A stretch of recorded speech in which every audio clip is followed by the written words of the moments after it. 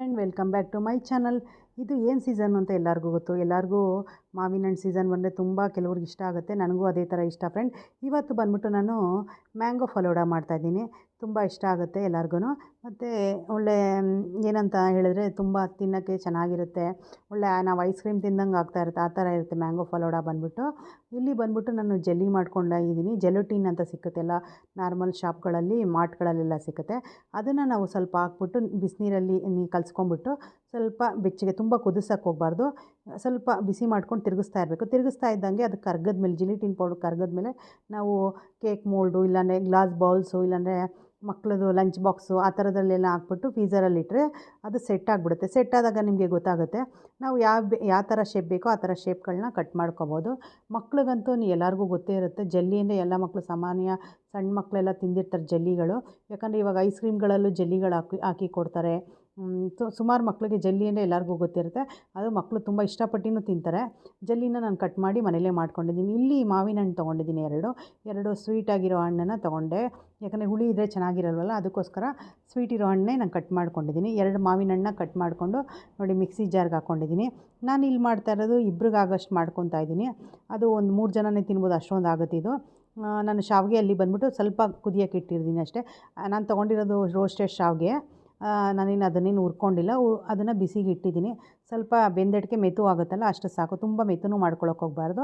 ಅದು ಸೈಡಲ್ಲಿ ಆದಮೇಲೆ ನಾನು ಅದನ್ನು ನೀರನ್ನ ಶೋಧಿಸ್ಕೊಂಡು ಸೈಡಲ್ಲಿ ಇಟ್ಕೊಂಡೆ ಫ್ರೆಂಡ್, ತಣ್ಣಗಾಗಲಿ ಅನ್ನೋ ಕಾರಣಕ್ಕೆ. ಬಿಸಿದು ಹಾಕ್ಕೋಬಾರ್ದಲ್ಲ, ಒಂದು 10 ನಿಮಿಷ ಮುಂಚೆ ಮಾಡಿ ಇಟ್ಕೊಂಡಿದ್ದೀನಿ. ಬಿಸಿದು ಹಾಕಿದ್ರೆ ಚೆನ್ನಾಗಿರಲ್ಲ, ಅದಕ್ಕೆ ನಾವು ಫಸ್ಟೇ ಮಾಡಿ ರೆಡಿ ಮಾಡಿ ಇಟ್ಕೋಬೇಕು. ಅಲ್ಲಿ ರೆಡಿ ಮಾಡಿಕೊಂಡು ಇಲ್ಲಿ ಮಿಕ್ಸಿ ಜಾರ್ಗೆ 2 ಹಣ್ಣು ಹಾಕ್ಕೊಂಡು ಅದಕ್ಕೆ 1 ಲೋಟದಷ್ಟು ಹಾಲು ಹಾಕ್ಕೊತಾ ಇದ್ದೀನಿ. ನೋಡಿ ಎಷ್ಟು ಚೆನ್ನಾಗಿ ಕಾಣುತ್ತೆ. ಈ ಥರ ಕಟ್ ಮಾಡಿ ಮಕ್ಕಳಿಗೆ ಕೊಟ್ಟರೆ ತುಂಬ ಖುಷಿಯಾಗಿ ತಿಂತಾರೆ. ನೋಡಿ 2 ಮಾವಿನ ಹಣ್ಣು ಕಟ್ ಮಾಡಿ ಹಾಕ್ಕೊಂಡಿದ್ನಲ್ಲ, ಅದಕ್ಕೆ 1 ಲೋಟ ಹಾಲು ಹಾಕ್ಕೊತಾ ಇದ್ದೀನಿ. ಸಾಕು, ಇಷ್ಟ ಹಾಲು, ತುಂಬ ಜಾಸ್ತಿ ಹಾಲು ಹಾಕ್ಕೊಂಡ್ರು ಚೆನ್ನಾಗಿರಲ್ಲ. 2 ಲೋಟ ಹಾಲು ಹಾಕ್ಕೊಂಡಿದ್ದೀನಿ. ನಾನು ಇಲ್ಲಿ ಬಂದ್ಬಿಟ್ಟು ಶುಗರ್ ಏನೂ ಆ್ಯಡ್ ಮಾಡ್ಕೊಂಡಿಲ್ಲ, ಹಾಗೆ ಮಾಡ್ಕೊತಾ ಇದ್ದೀನಿ. 1 ಲೋಟ ಹಾಲು ಹಾಕಿದ್ರು ಗಟ್ಟಿ ಆಯ್ತು. ಇನ್ನೊಂದು ಸ್ವಲ್ಪ ಹಾಲು ಹಾಕ್ಕೊಂಡು ಮತ್ತೆ ಮಾಡಿಕೊಂಡೆ, ಯಾಕಂದರೆ ತುಂಬ ಗಟ್ಟಿಯಾದರೂ ಚೆನ್ನಾಗಿರಲ್ಲ ಫ್ರೆಂಡ್. ಇದು ನಾವು ಫಲೂಡ ಥರ ಸ್ಪೂನಲ್ಲಿ ಎತ್ಕೊಂಡು ತಿನ್ನೋದಲ್ವಾ, ಅದಕ್ಕೋಸ್ಕರ ತುಂಬ ಗಟ್ಟಿನೇ ಆಗಿದೆ. ನೋಡಿ ಇಷ್ಟು ಗಟ್ಟಿ ಇದೆ. ಇನ್ನೊಂದು ಸ್ವಲ್ಪ ನಾನು ಹಾಲು ಹಾಕ್ಕೊಂಡು ಸ್ವಲ್ಪ ತೆಳು ಮಾಡ್ಕೊತೀನಿ, ಯಾಕಂದ್ರೆ ತುಂಬ ಗಟ್ಟಿ ಇದೆ ಚೆನ್ನಾಗಿರಲ್ಲ ಅನ್ನೋ ಕಾರಣಕ್ಕೆ. ಇಲ್ಲಿ ನಾನು ಗ್ಲಾಸ್ ಜಾರ್ ಇದೆಯಲ್ಲ ಅದಕ್ಕೆ ಹಾಕ್ಕೊತಾ ಇದ್ದೀನಿ. ಇದು ಬಂದ್ಬಿಟ್ಟು ರೂಹ್ ಅಫ್ಜಾ ಇರುತ್ತಲ್ಲ ಫ್ರೆಂಡ್, ಅದನ್ನು ಹಾಕೋಕ್ಕೋದ್ರೆ ಅದು ನೋಡಿದ್ರೆ ಫುಲ್ಲು ಗಟ್ಟಿನೇ ಸೆಟ್ ಥರ ಆಗಿಬಿಟ್ಟಿತ್ತು. ಆದರೂ ಸ್ವಲ್ಪ ಹಾಕಿದ್ದೀನಿ, ಯಾಕಂದರೆ ಸೆಟ್ ಆಗಿಬಿಟ್ಟಿತ್ತು. ಈ ಕೋಲ್ಡ್ ಸೀಸನಲ್ಲಿ ಏನಾಗುತ್ತೆ ಅಂದರೆ ತುಂಬ ಅದು ಗಟ್ಟಿಯಾಗಿಬಿಡುತ್ತೆ, ಏನಕ್ಕೆ ಅಂತ ಗೊತ್ತಿಲ್ಲ. ಇಲ್ಲಿ ಶಾವಿಗೆ ನೋಡಿ, ನಾನು ಶಾವಿಗೆಗೂ ಬರೀ ನೀರಲ್ಲಿ ಅಷ್ಟೇ ಕುದಿಸ್ಕೊಂಡು ಇಟ್ಕೊಂಡಿರೋದು. ಇದಕ್ಕೂ ಸಕ್ಕರೆ ಹಾಲು ಎಲ್ಲ ಏನೂ ಹಾಕ್ಕೊಂಡಿಲ್ಲ. ಸಾಕು, ಇಷ್ಟ ಹಾಕ್ಕೊಂಡಿದ್ದೀನಿ. ಮತ್ತು ಇದು 3 ಲೇಯರ್ ಥರ ಹಾಕ್ತೀವಲ್ಲ, ಒಂದೇ ಸಲ ಹಾಕೋದಿಲ್ಲ. ಅದಕ್ಕೆ ಇದು ಬಂದ್ಬಿಟ್ಟು ಕಾಮಕಸ್ತೂರಿ ಬೀಜ ಬಂದ್ಬಿಟ್ಟು ನಾನು ಒಂದು ಅರ್ಧ ಗಂಟೆ ಮುಂಚೆನೇ ರೆಡಿ ಮಾಡಿ ಇಟ್ಕೊಂಡಿದ್ದೆ, ನೀರಲ್ಲಿ ಹಾಕಿ ನೆನೆಸಿಟ್ಕೊಂಡಿದ್ದೆ. ತಕ್ಷಣ ಅಂದರೆ ಆಗೋಲ್ವಲ್ಲ, ಅದಕ್ಕೋಸ್ಕರ ನೋಡಿ ಎಲ್ಲ ಈ ಥರ ನಾವು ಸೆಟ್ ಮಾಡಿ ಒಂದೊಂದಾದ್ಮೇಲೆ ಒಂದೊಂದು ಹಾಕ್ಕೊಂಡ್ರೆ ತುಂಬ ಚೆನ್ನಾಗಿರುತ್ತೆ. ತಿನ್ನೋಕ್ಕೂ ಒಂದು ನಮಗೆ ಟೇಸ್ಟಾಗಿ ಸಿಗುತ್ತೆ. ನಾವು ಇವಾಗ ಹೋಟೆಲ್ಗಳಲ್ಲಿ, ಐಸ್ ಕ್ರೀಮ್ ಅಂಗಡಿಗಳಲ್ಲೆಲ್ಲ ತೊಗೊತೀವಲ್ಲ ಫಲೂಡ, ಸೇಮ್ ಆ ಟೈಪಲ್ಲೇ ಇರುತ್ತೆ ಫ್ರೆಂಡ್, ಏನೂ ವ್ಯತ್ಯಾಸ ಇರಲ್ಲ. ಇಲ್ಲಿ ನೋಡಿ ಕ್ಯೂಬ್ಸ್ಗಳು ಕಟ್ ಮಾಡ್ಕೊಂಡಿದ್ನಲ್ಲ, ಮ್ಯಾಂಗೋ ಕ್ಯೂಬ್ಸ್ನೆಲ್ಲ ಅದು ಹಾಕ್ಕೊಂಡು ಮತ್ತೆ ನಾನು ಕಾಮಕಸ್ತೂರಿ ಹಾಕ್ಕೊಂಡು ಶಾವಿಗೆ ಹಾಕ್ಕೊಂಡಿದ್ದೀನಿ. ಒಂದಾದಮೇಲೆ ಲೇಯರ್ ಥರ ಹಾಕ್ಕೋಬೇಕಾಗುತ್ತೆ ನಾವು. ಇಲ್ಲಿ ನೋಡಿ ಜೆಲ್ಲಿಗಳು ಹಾಕ್ಕೊತಾ ಇದ್ದೀವಿ. ಮಕ್ಳುಗಳಿಗಂತೂ ಜೆಲ್ಲಿ ಹಾಕ್ಕೊಟ್ರೆ ತುಂಬ ಖುಷಿಯಾಗಿ ತಿಂತಾರೆ. ನೋಡಿ ಈ ಥರ ಜೆಲ್ಲಿಗಳು ಹಾಕ್ಕೊತಾ ಇದ್ದೀನಿ. ಇದು ಫ್ಲೇವರ್ಸು ಸಿಕ್ಕುತ್ತೆ ಫ್ರೆಂಡ್. ನಾವು ತೊಗೊಂಬಂದಿರೋದು ಇದು ಸ್ಟ್ರಾಬೆರಿ ಅನಿಸುತ್ತೆ. ಸುಮಾರು ಫ್ಲೇವರ್ಸ್ ಇದೆ, ಬಟ್ ನನಗದು ಗೊತ್ತಿಲ್ಲ. ಶಾಪಲ್ಲಿ ಕೇಳಿದ್ರೆ ಕೊಡ್ತಾರೆ, ಶಾಪ್ಗಳಲ್ಲಿ, ಮಾರ್ಟ್ಗಳಲ್ಲಿ, ರಿಲಯನ್ಸ್ ಮಾರ್ಟಲ್ಲೆಲ್ಲ ಸಿಕ್ಕುತ್ತೆ, ಅಲ್ಲಿ ತೊಗೋಬೋದು. ನೋಡಿ ಮತ್ತೆ ಸ್ವಲ್ಪ ಹಾಲು ಹಾಕ್ಕೊತಾ ಇದ್ದೀನಿ, ಯಾಕಂದರೆ ಫುಲ್ಲು ಗಟ್ಟಿಯಾಗ್ಬಿಟ್ಟು ಚೆನ್ನಾಗಿರಲ್ವಲ್ಲ. ಲಾಸ್ಟಲ್ಲಿ ಬಂದ್ಬಿಟ್ಟು ನಾನು ವೆನಿಲಾ ಐಸ್ ಕ್ರೀಮ್ ಹಾಕ್ಕೊಂಡು ಸ್ವಲ್ಪ ಬಾದಾಮಿನ ಕಟ್ ಮಾಡಿ ಹಾಕ್ಕೊತಾ ಇದ್ದೀನಿ. ನೀವು ಬೇಕಂದರೆ ಡ್ರೈ ಫ್ರೂಟ್ಸು ತಿನ್ನೋರಾದರೆ, ಮಕ್ಕಳು ತಿನ್ನೋಂಗಿದ್ರೆ ನೀವು ಇನ್ನೂ ಸ್ವಲ್ಪ ಡ್ರೈ ಫ್ರೂಟ್ಸ್ ಎಲ್ಲ ಹಾಕ್ಕೋಬೋದು, ಚೆನ್ನಾಗಿರುತ್ತೆ. ಮಧ್ಯದಲ್ಲಿ ಮತ್ತು ಇದು ಬರುತ್ತಲ್ಲ ಪಿಸ್ತಾ, ಗೋಡಂಬಿ, ಬಾದಾಮಿ ಎಲ್ಲ ಕಟ್ ಮಾಡಿಬಿಟ್ಟು, ನಟ್ಸ್ಗಳನ್ನೆಲ್ಲ ಕಟ್ ಮಾಡಿಬಿಟ್ಟು ಹಾಕ್ಕೊಂಡ್ರೆ ತುಂಬ ಚೆನ್ನಾಗೂ ಇರುತ್ತೆ. ನಾನು ಸ್ವಲ್ಪ ಬಾದಾಮಿ ಮಾತ್ರ ಕಟ್ ಮಾಡಿ ಹಾಕ್ಕೊತಾ ಇದ್ದೀನಿ.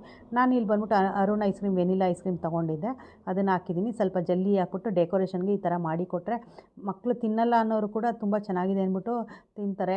ನೀವು ಇದೇ ಥರ ಟ್ರೈ ಮಾಡಿ, ಚೆನ್ನಾಗಿರುತ್ತೆ. ಮತ್ತು ನಾವು ಯಾವ ಕಾಲದಲ್ಲಿ ಯಾವ ಹಣ್ಣುಗಳು ಬರುತ್ತೆ ಅದನ್ನು ಉಪಯೋಗಿಸೋದು ತುಂಬ ಒಳ್ಳೆಯದು ಅಂತ ಹೇಳ್ತೀನಿ ಫ್ರೆಂಡ್. ಹೊಸಬ್ರಾದರೆ ದಯವಿಟ್ಟು ಸಬ್ಸ್ಕ್ರೈಬ್ ಮಾಡ್ಕೊಂಡು ನೋಡಿ. ನಾನು ಟೇಸ್ಟ್ ಮಾಡ್ತಾಯಿದ್ದೀನಿ, ಇದು ತುಂಬ ಚೆನ್ನಾಗಿದೆ. ಲೇಯರ್ ಥರನೂ ಕಾಣಿಸ್ತಾ ಇದೆ, ಕಲರ್ಫುಲ್ಲಾಗಿದೆ.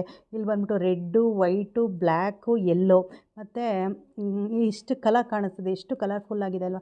ಏನೇ ಆದರೂ ಅಷ್ಟೇ ನಾವು ಮನೇಲಿ ಮಾಡ್ಕೊಳ್ಳೋದು ಬಂದ್ಬಿಟ್ಟು ಕ್ವಾಲಿಟಿ ಇರುತ್ತೆ, ಕ್ವಾಂಟಿಟಿನೂ ಜಾಸ್ತಿ ಇರುತ್ತೆ. ಮತ್ತು ಎರಡು ತಂದರೆ ಮನೇಲಿ ಅಡ್ಜಸ್ಟ್ ಮಾಡ್ಕೊಂಡು ತಿನ್ನೋದಕ್ಕಾಗಲ್ಲ. ಅದೇ ನಾವು 2 ಮಾಡಿಕೊಂಡ್ರೆ ಮನೆಯವರೆಲ್ಲ ತಿನ್ಬೋದು. ನೋಡಿ ಎಷ್ಟು ಫುಲ್ ಇದೆ. ಈ ಥರದ್ದು ಇನ್ನೂ ಒಂದು ಗ್ಲಾಸಾಗಿ ಇನ್ನೂ ಜಾಸ್ತಿ ಆಗುತ್ತೆ, 3 ಜನ ತಿನ್ಬೋದು. ಮತ್ತು ಅದೆಲ್ಲ ತಿಂದಿದ್ದಾದ್ಮೇಲೆ ನಾವು ಸ್ವಲ್ಪ ಹಾಸ್ಪಿಟ್ಲಿಗೆ ಹೋಗೋ ಕೆಲಸ ಇತ್ತು. ಹಾಗೆ ಹಾಸ್ಪಿಟ್ಲಿಗೆ ಹೋಗಿದ್ವಿ. ಹಾಸ್ಪಿಟ್ಲಿಗೆ ಬರ್ತಾ ಹಾಗೆ ವಿಜಯನಗರ ಕಡೆ ಬಂದ್ವಿ.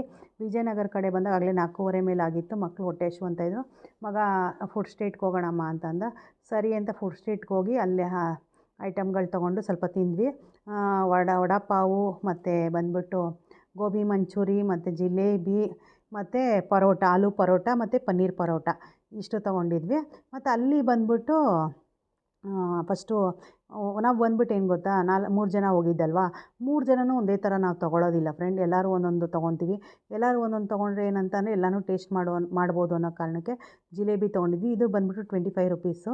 ಪರೋಟ ಬಂದ್ಬಿಟ್ಟು ನನಗೆ ಮರ್ತೋಗ್ಬಿಟ್ಟಿದೆ ರೇಟು. ಎಲ್ಲ ತೊಗೊಂಡ್ವಿ. ಎಲ್ಲರೂ ಒಂದು ಸ್ವಲ್ಪ ತಿಂದ್ಕೊಂಡು ಹಾಗೆಯೇ ಎದುರುಗಡೆ ಪಕ್ಕದಲ್ಲಿ ಬಂದ್ಬಿಟ್ಟು ಜಿಲೇಬಿ ಏನದು ಪೇಣಿ ಚಿರೋಟಿ ಬಂದ್ಬಿಟ್ಟು ಅದು ತೊಗೊಂಬಂದು ತಿಂತಾಯಿದ್ರು. ಮತ್ತು ಜಾಮೂನ್ ವಿತ್ ಐಸ್ ಕ್ರೀಮು ತಿಂತಾಯಿದ್ರು. ತೊಗೊಂಬ ಅಂದ್ಬಿಟ್ಟು ಹೋಗಿ ತೊಗೊಂಬಂದ್ವಿ.